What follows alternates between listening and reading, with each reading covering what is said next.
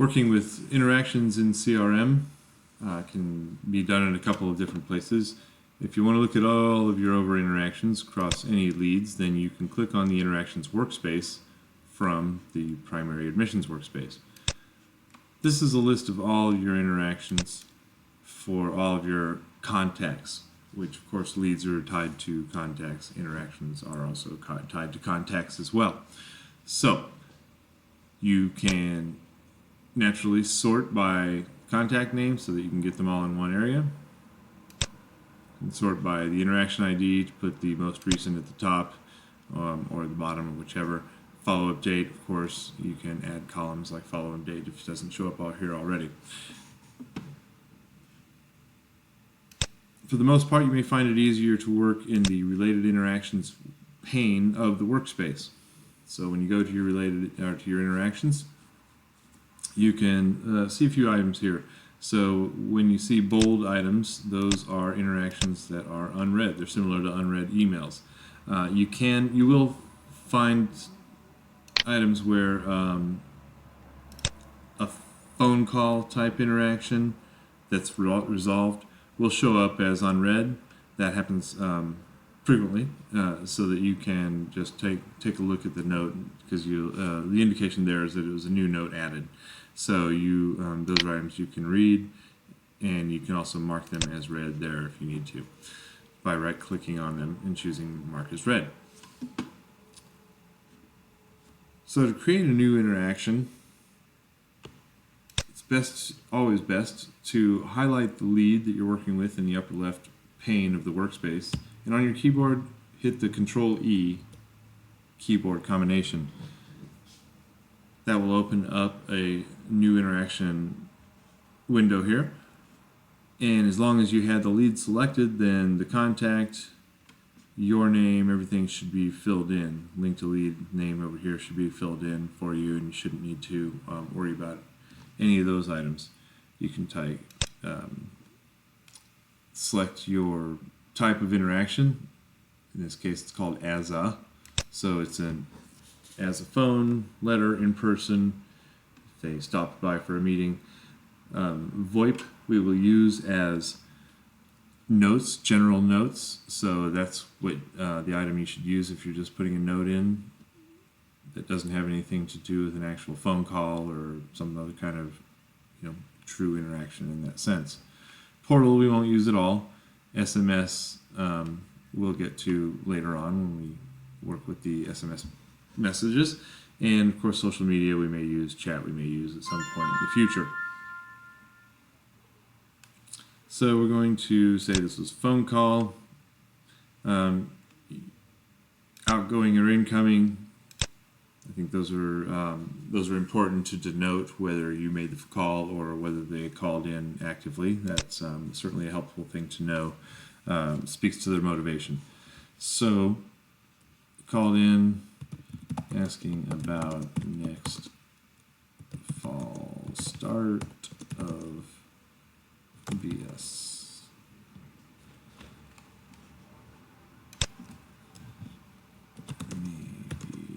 Ready to start in mod 2.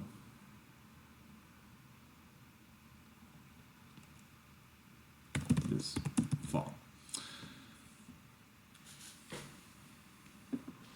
So then you're going to, once you've entered in as many details as you can, obviously about the interaction, you're going to hit log and close, and then you're going to be asked these two questions. Do you want to resolve the interaction? And did you connect? Now, resolve the interaction is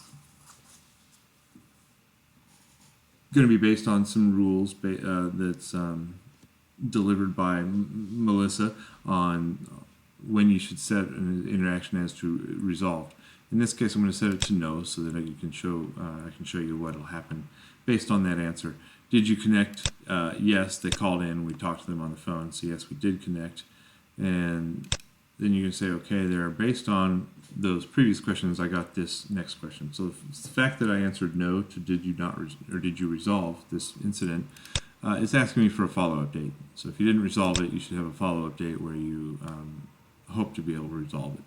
So This guy's talking about the fall. He needs to finish a few classes. We're going to follow up in about a month and a half, 5 weeks or so. Was this a meeting or visit? No, it was a phone call. So he didn't come in personally. We didn't look him in the eye, shake his hand, or anything like that. So we're going to say this is a no on that one, and just the date of the occurrence. Now, the reason we're asking for the date is because if it was a meeting or a visit, and regardless of what happened, even if it was a phone call and you're logging it the next day, then we want to know the actual date of the occurrence. So the date back here will always default to this, and rather than make you change that date, since we're already popping up some questions here, we've decided that you can change. We've decided to make it easier for you to change this date here. This is a follow-up date, so I'll make it for today. That's the date of the occurrence. So then I save it, and remember, in this workspace, you always want to hit the refresh button, and then it pops up right here. It pops up as red, not bold, because you entered it and you resolved it. And again, sometimes you didn't resolve it, but you entered it and you read it. So again, the most recent ones at the top, based on the interaction ID. You can also add the date created if you want to. Last contact message as well. Things like that. Those are manually added interactions. When you create an email, you never want to manually add an email type interaction, because for one thing, it's extremely inconvenient. So choose email here. Anything you type in the contact message would be the body of the email. The subject would be the email subject. You have no HTML control. You have no canned responses. It's just extremely rudimentary, very basic. So it's rather inconvenient to even use that function from there. To create an email, you would click on the email address, and it will pop up an email for you here where you can use all of the features of the canned responses and all of the items that come with the cool email feature that it has. Shadow a gyro.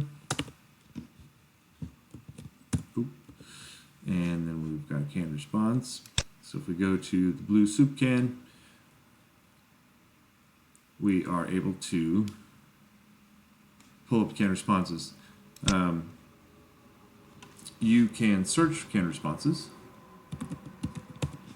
by keywords, and if you can just leave this in as by default because it's always at all, so that's just fine. Just click search, and then there's your result that came from whatever you typed up here. You can click that, automatically pops it in there, and I'm going to put in a signature by doing pound and the short code for canned response. So any of these canned responses that you have, if you already know the short code, which we're going to make as short as possible, you can just do pound, and it will, and then whatever the code is, and it will, and then enter, and it will populate that. So pound first E would give you this canned response. Done from there, you hit send. Now on email interactions, it's important that the resolve interaction question is very important with emails. So if you set this to yes, then any response that you get from the lead will not be threaded within this interaction. It will create a new interaction for that response. If you leave it at no, then it will thread all of the responses within the one interaction for that, for that email subject. It's done by subject. Did you connect would be no in this case because it's an email. You didn't physically meet or talk with them. Okay, since you hit the resolution as no, then you're going to maybe ask for a follow-up date. So you may want to follow up, in a few weeks, and click OK, and then it tells you it's been successfully created. Once again, you want to hit your refresh button. And there is the email that you just sent. Now to the email thread. So here we have an interaction email threading example that I can show you how the email threading works. So from the bottom up, you can see the original email that was sent out to the contact, and then the next email up is the response from the contact, and then of course my response, or the advisor's response back to the contact. Now when a contact responds, the email shows up as unread, as a bold message in your interactions, in your related interactions, and also your interactions workspace. So when you go into your interactions workspace, you can easily see all of the interactions across all your leads, and naturally when you're in your individual lead, you can see the interactions that you haven't checked in with them on there. So that's the threading on an email interaction. They can be done in a single one, and if, like I said, if you resolve this interaction, or if the person changes the subject line, then it will create a new interaction. So you'll still get the email, but you'll just see it here as a new interaction with a new subject, which probably is handy. So this is an email SMS message that I sent out to the lead, and you can see this is an SMS thread number 1, and the lead responded back to that text message, said, can I schedule a visit to the campus? And that does not get threaded within the same interaction. That's because SMS messages don't have subjects in general. So you see it as a new one. Here's another SMS message that is responding to, are we still on to speak? So this was a response to another interaction I had created. But here's another incoming message that you could see it was marked as unread, and you can easily read it. For SMS messages, it's nice. You can see the whole, more or less the whole message in the subject line, as long as it's not really long. So you could mark it as read here if you wanted to. Seen how to send an email by clicking on the email address.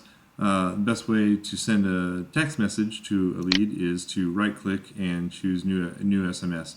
You can remember these hotkeys as well, Control H and Control J. H is message, J is SMS message. Remember, if you do a hotkey, you have to, whatever lead you have highlighted here, dark blue, is going to be the one that you're creating that interaction for. So if I do Control J, you can see that I get a new message request here.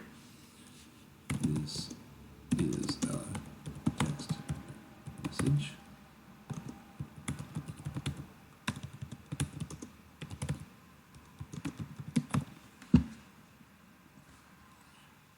It's always a good idea to rush messages, so hit the rush button and click send. It's going to tell you create an interaction.